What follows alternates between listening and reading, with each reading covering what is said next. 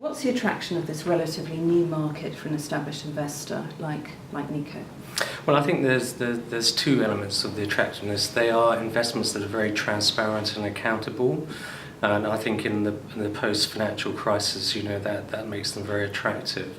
But also, the SRI space has tended to focus on equities, and we think these green bonds are providing an opportunity for fixed income investors to get involved in that movement.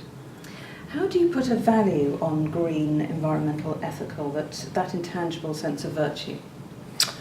Well, I think it's difficult because there have been attempts to form a quantitative metric about the impact of the green bonds, but I would focus more on the fact that these are very transparent.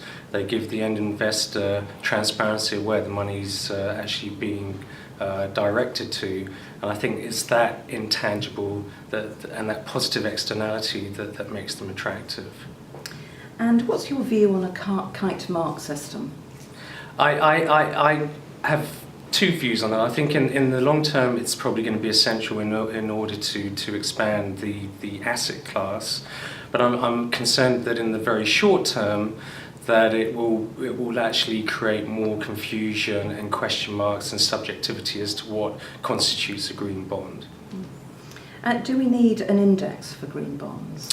My view on that is that we should try and make green bonds work within current mainstream indices and benchmarks. And therefore, when we set up the Green Bond Fund in conjunction with World Bank, we put standard industry benchmarks in place to compare it against. It does concern me that if you create new sub-indices, investors will begin to be concerned that they're not going to perform as well as current mainstream benchmarks. And can Europe and the USA learn anything from the Japanese market?